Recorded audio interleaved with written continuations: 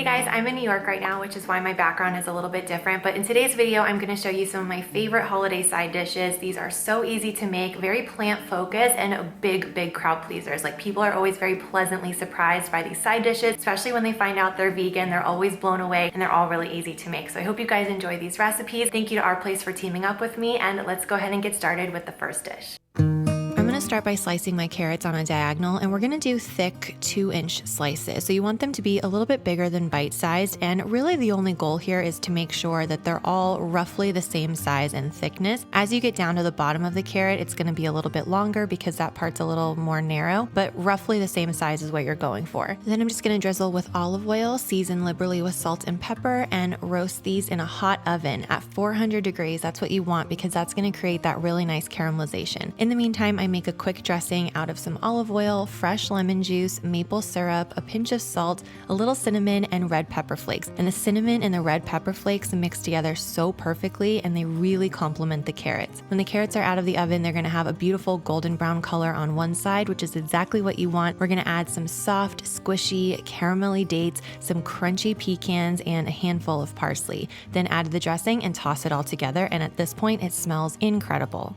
While the carrots were in the oven, I quickly made my vegan whipped feta. This is just a combination of tofu, vegan feta, Italian herbs, salt and pepper. I add in some fresh lemon juice, vinegar, olive oil, and then blend it all together. I'm going to spread this all over the bottom of a platter, and then I'm going to pile the carrots and the pecans and the dates on top, and I'm going to make sure I get every last bit of the dressing as well, and just kind of drizzle that over the top with a little more parsley. I love how the creamy, tangy feta really complements the sweet, almost honey roasted carrots. That's what they taste like, and it's so great with that little bit of crunch from the pecans. One of the things I like about this next recipe is it pairs well with all of the Thanksgiving classics. So if you're planning on making mashed potatoes and stuffing and you want to do a green veggie of some kind, this will blend in perfectly with the mix. It's very complementary with the other dishes, but it's also delicious enough to kind of stand out and be a bit of the star of the show. It's so tasty. Big crowd pleaser too, especially people who don't love veggies. They tend to really like this one because it's got lots of different textures and flavors going on, super dynamic and fun to eat. I'm gonna start by just chopping up some fresh kale. I went ahead and I washed this really well, and I took off the stem so that this would be more pleasant to eat. You don't want to have that really thick fibrous stem. Then just chop this roughly and add it to a stock pot. Now this is going to seem like a lot of kale, but like spinach, it cooks down quite a bit. That's just going to steam for about 3 minutes, and in the meantime I saute some onions and garlic, and I set all of that aside. Then I went ahead and I made some fresh breadcrumbs. This couldn't be simpler, and I use this for so many recipes, including like a baked mac and cheese.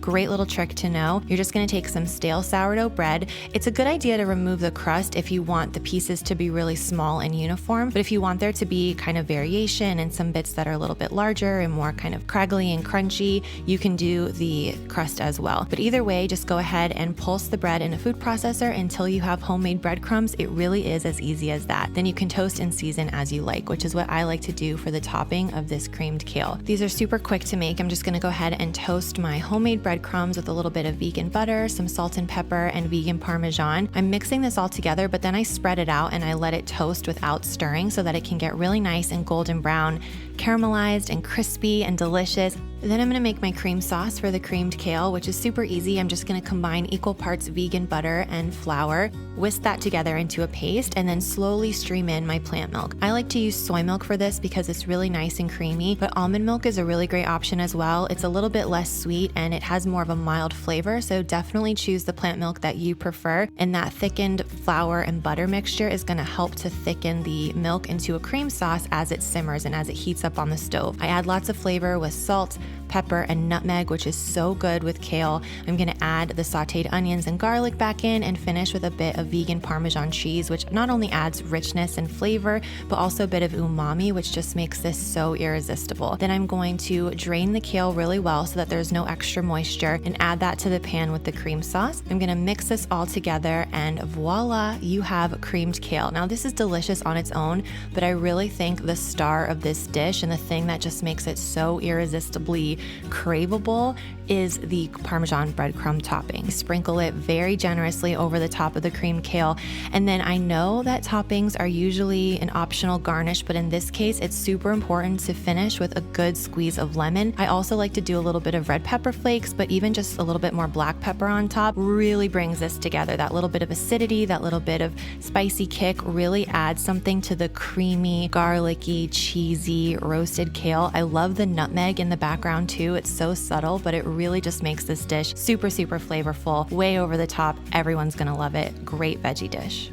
Black Friday is around the corner and our place is doing a huge site-wide sale. Everything is gonna be up to 30% off except for gift cards. I have the new ovenware set, which I cannot stop looking at. I think it is so beautiful and I love the way it fits together. I don't know if it's like remnants from childhood. I love when things fit together very neatly like Legos. It just makes me feel like it's so efficient, and this is designed to really maximize storage because everything can be stored together, which I appreciate because I have a very small kitchen in LA. So the first part of it is a roasting tray, and I love how big it is. It's a really good size. And it has handles, which I also appreciate, and then this lip around the edge, which really helps to contain sauces or juices. So if you're roasting something, you don't have to worry about the sauce kind of bubbling over and getting on the bottom of the oven, because we all know that's a pain to clean. So that's really handy. It's also non-stick, so it's very easy to clean, and it comes with this reusable non-toxic oven mat, which is really beautiful on top of everything else. Like, I love how functional it is, but the design is also very cool. This also comes with a bakeware trio. I think it's so pretty. I cannot wait to bake some pumpkin bread or my gingerbread cake in one of these. I think it's gonna look so nice. Another item that I think is definitely worth checking out is the Perfect Pot. I reach for this thing multiple times a week, and I've said this in videos before, but I actually have another Dutch oven that is also beautiful, but it's just not as practical because it's so incredibly heavy that I never really wanna use it. The Perfect Pot is the exact same size. It's a really good size,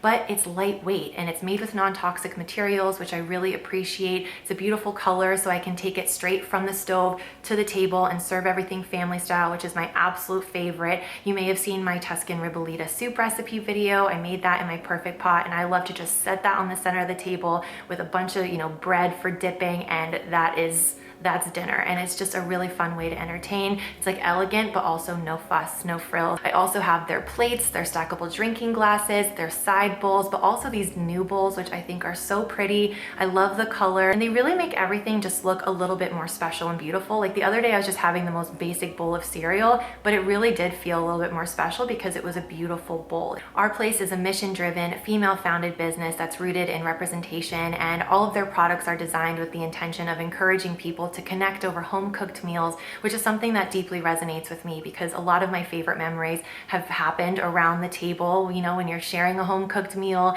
and you're talking and everyone's just kind of lingering, going back for seconds, engaging in conversation, laughing. Like, those are my favorite, coziest moments, and I love that all of these products are designed to encourage people to create more of them, to cook more home-cooked food, and that's what I try to do on this channel too. If you guys want to check out our place, all the links are in the description box below, and right now they are up to 30% off for the Black Friday sale. This is the biggest sale they do all year. So if you've been wanting to get yourself something from our place, or if you're doing some holiday shopping and you want to get someone a gift that they are absolutely going to freak out over and love, get them something from our place. Like I said, all those links can be found below.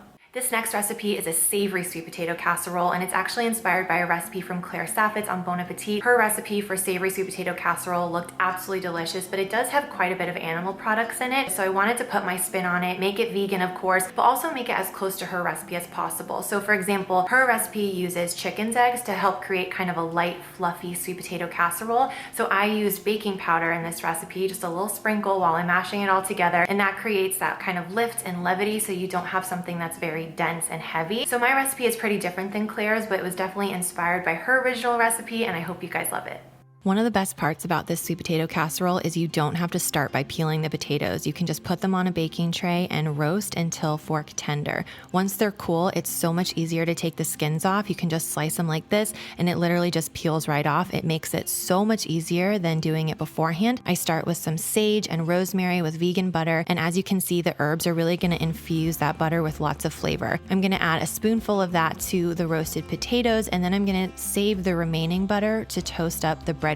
I'm gonna use the same breadcrumbs that I made earlier and toast them up in a pan. These are gonna be infused with sage and rosemary, and it smells absolutely incredible the second it hits the pan. I finish this with a little salt, pepper, and vegan Parmesan and mix it all together. Then I'll set that aside. I'm gonna use the same pan. I'm not even gonna clean it. I'm just gonna wipe it clean to get all of the crumbs out, and then I'm gonna use that exact same pan to saute my onions. When you're cooking the onions, you want to do this on medium to medium low heat. You don't want them to brown. You just want to kind of sweat them out so they're nice and sweet. Then I'm going to add that to the same bowl with the sweet potatoes. Then I'm going to add some warm plant milk. You can either use soy milk or almond milk, but if it's warm, it's going to help to create a really fluffy, creamy mashed potato. Another trick I learned from Claire Stafford's is that if you use a warm milk versus a cold milk on a hot potato, it will create a nicer texture instead of having something that gets a little bit gummy, which is what can happen if the milk is cold and the potatoes are hot. I also added a little bit of baking powder because Claire's original recipe uses chicken's eggs, and that's to create a little bit of lightness because you don't want the sweet potato casserole to be too dense or heavy. So instead of using eggs, I just went ahead and added some baking powder to create a little bit of lift and a little bit of fluffiness in the casserole just to make it really nice and light. Then I smooth this out in a baking dish. I top it with the breadcrumbs, and this is gonna bake until it's golden brown and crispy crunchy on top. And that's one of my favorite things about this savory sweet potato casserole is it's got a lot of different texture variation, which just makes it so fun to eat.